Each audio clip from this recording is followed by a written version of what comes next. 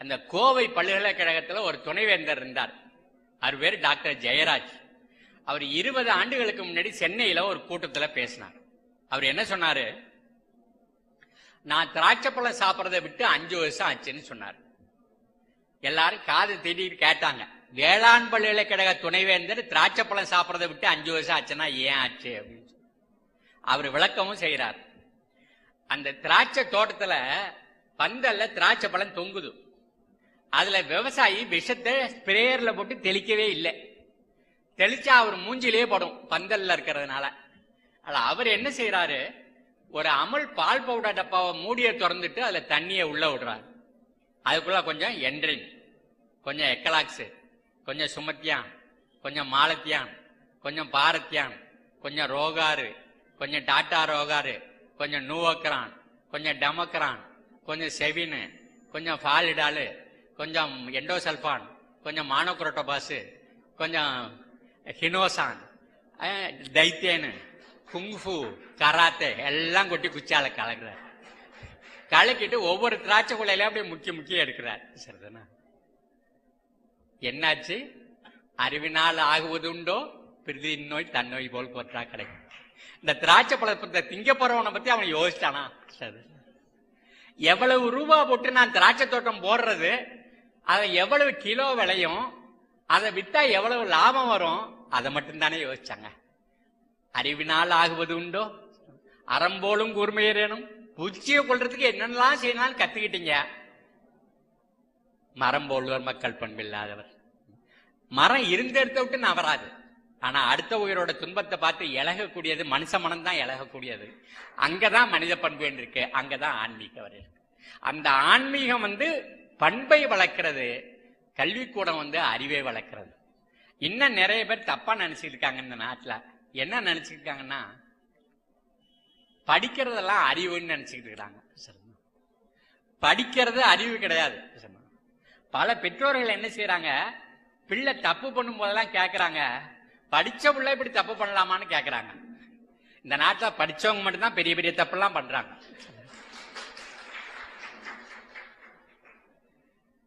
சுழன்றும் ஏற்பின்னது உலகம். சரிதானா? நீங்க எதையானாலும் தள்ளி வைக்கலாம், உள்ள சோறு போறதை தள்ளி வைக்க முடியாது உங்களால. ஆகையினால யார் இந்த உணவை உற்பத்தி பண்ணுகிறார்களோ அவர்களுக்கு பின்னாடி இந்த உலகம் நிக்கணும். ஆனா நடக்கிறது என்னன்னாக்க, இந்த உழுதவர்கள் இருக்காங்கல்ல, அவங்க மற்றவங்க பின்னாடி ஒரு மனுவை கொண்டுட்டு போய் நிற்கிறாங்க. எனக்கு அதை செஞ்சு விடு, எனக்கு இதை செஞ்சு விடுன்னு கேட்டு நிற்கிறாங்க. நேரு தலைகீழா இருக்குது.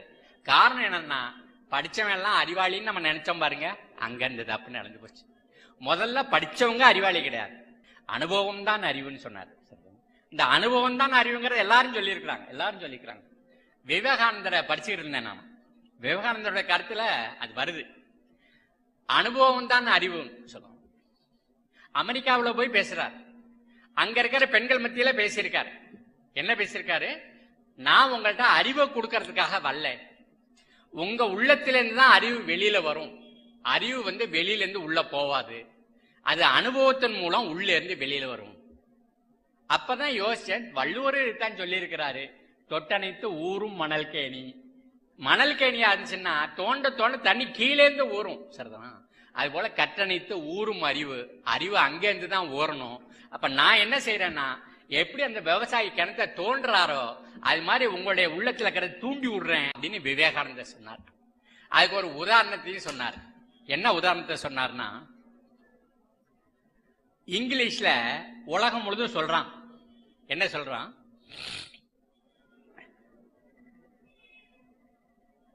Isaac Newton discovered law of கிராவிட்டின்னு சொல்றோம். புவியீர்ப்பு விசையை ஐசக் நியூட்டன் கண்டுபிடிச்சாருன்னு நமக்கெல்லாம் பாடமா சொல்லி கொடுத்து அதை திரும்பி எழுத வச்சா உங்களுக்கு மார்க் போட்டு பாஸ் போடுறான். சரிதானா?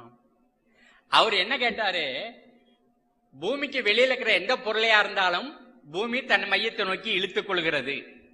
இந்த விதி என்ன ஒளிஞ்சுக்கிட்டா இருந்தது அவர் போய் கண்டுபிடிக்கிறதுக்கு? அது எங்கேயும் இருக்கு, எல்லா காலத்திலயும் இருக்குது. அன்னைக்குதான் அவர் மண்டேல பட்டிருக்கு. இது விவேகானந்தர் அமெரிக்காவில் போய் அங்க இருக்கிற பொண்ணுங்களுக்கு சொன்னது. இப்ப விவேகானந்தர் செத்து போய் எவ்வளவு காலம் ஆச்சு. இன்னமும் நம்ம என்ன நினைச்சிருக்கோம்னா, கடலுக்கு அப்பாலிருந்து வந்ததுன்னா அதை அறிவுன்னு நினைச்சுட்டு இருக்கிறோம். ஆகையினால நம்ம மோசம் போறோம். சரிதானா? அப்ப திராட்சை கொலையில அவன் அந்த அந்த இருந்தது அந்த விஷ கலவையை அப்படி முக்கிய எடுக்கிறான் பாருங்க. எத்தனை தடவை முக்கிய எடுக்கிறான்னா பூத்ததுல இருந்து அறுவடைக்கு 100 நாள் 14 வாரம் 14 தடவை அதை முக்கிய எடுக்கலாம். அதை பார்த்ததுல இருந்து பல்கலைக்கழக துணைவேந்தர் திராட்சை பழம் திங்கல. அதை கேட்டதுல இருந்து 20 வருஷமா நானும் திங்கல. ஒரு மேடை விடாம சொல்லிட்டே வர்றேன். ஏன்னா நீங்க ரொம்ப பேர் தின்னுகிட்டே இருக்கீங்க. நீங்க திங்கலன்னா எப்படி அங்க விற்கும்? எப்படி பஸ் ஸ்டாண்ட்ல விற்கும்? அரை கிலோ 10 ரூபா, அரை கிலோ 10 ரூபா, அரை கிலோ 10 ரூபா. ஒரே சொல்றான் திராட்சை பழம் அரை கிலோ 10 ரூபா, அரை கிலோ 10 ரூபான்னு. என் பேச்ச கேட்டவங்க எல்லாம் 2வது தடவை என்ன பார்க்கும்போது சொல்றாங்க, ஐயா திராட்சை பழம் திங்கிறத விட்டுட்டேன்னு. இப்ப திராட்சை பழம் திங்கிறத விட்டு பிரயோஜனம் கிடையாது. அங்க என்ன பண்ணா, பெங்களூர் போன போது அங்க முட்டைக்கோச தோட்டத்தை கூட்டிட்டு போய் காமிக்கிறான் இளைஞன். அங்க பார்த்தாக்க எல்லாம் வரிசையா உருண்டையா கிடக்குது. ஒரு 3 அடிக்கு ஒண்ணு கிடக்குது. அவன் கேட்டான் எப்படி இருக்குன்னு. நான் கேட்டான் நல்லா இருக்குன்னு சொன்னான். இல்ல கடையில இருக்கிறது மாதிரி இருக்கான்னு கேட்டான். அப்பதான் கொஞ்சம் உத்து கவனிச்சேன் நானு. இல்லையப்பா கடையில வெள்ளையா இருக்குது, தோட்டத்துல பச்சையா இருக்குது, ஏன்னு கேட்டான். அவன் சொன்னான் இது மாதிரி கொப்பரையில தண்ணியை உள்ள விட்டு அதுல என்டின் எக்கலாக்சி சுமத்தியான மாலத்தியான பாரத்தியான மானோக்ரோட்டா பஸ் எண்டோசல்பா எல்லாத்தையும் கலக்கிட்டு ஒவ்வொரு முட்டை கோசையும் முக்கி எடுத்து அப்படிதான் ட்ரக்கில் ஏத்துறோம். எனக்கு இந்த முடியெல்லாம் நேரம் நின்றுச்சு. ஏப்பா இதெல்லாம் பூச்சியை கொல்றதுக்குன்னு சொன்னீங்களே, இப்ப இது அறுத்த பிறகு எதுக்குப்பா முக்குறீங்கன்னு கேட்டேன். உங்களுக்கு ஒண்ணும் தெரியாது சார். என்ன தெரியாதுன்னு, இது உங்க ஊருக்கு வர்றதுக்கு 5 நாள் ஆயிடும். கொஞ்சம் வாடி வதங்குனுச்சுன்னா தூக்காம போட்டுருவீங்க, காணாம போட்டு போயிடுவீங்க, வாங்காம போயிடுவீங்க. போட்ட போனா வீணா போயிடும், அதுக்காக முக்கிய எடுக்கிறோம் அப்படின்னு சொன்னான். இந்த மூச்சை இழுத்து விட்டு இந்த முட்டைக்கோசை மட்டும்தான் அப்படியான்னு கேட்டேன். முட்டைக்கோசை அப்படிதான் முக்கிறோம், காலிஃபிளவர் அப்படிதான் முக்கிறோம், கேரட் அப்படிதான் முக்கிறோம், அதுக்கப்புறம் பீட்ரூட் இப்படிதான் முக்கிறோம், திராட்சை பழம் தான் உங்களுக்கு தெரியும்னு சொன்னான். நான் போற இடமெல்லாம் இதை பேச ஆரம்பிச்சேன். நாம எதை திங்கிறோங்கிறத யோசிச்சு பாருங்க. எங்க அம்மாவுக்கு கோபம் வரும்போதெல்லாம் கேட்டாங்க, நீ என்னத்தை திங்கிறேன்னு கேட்டாங்க. அறிவு அங்கதான் இருக்குது. சரி, நான் திருவண்ணாமலையில பேசும்போது அங்க ஒருத்தர் அப்படியே கல்லு பிள்ளையார் மாதிரி உட்கார்ந்து இருந்தார். நான் கேட்டேன், என்னையா கல்லு பிள்ளையார் மாதிரி உட்கார்ந்து இருக்கிற, உனக்கு இது தைக்கலையான்னு கேட்டேன். நாங்க முன்னாடியே தக்காளி பழத்தை அப்படி முக்கி தான் எடுத்து அனுப்பிச்சுக்கிட்டு இருக்கிறோம்.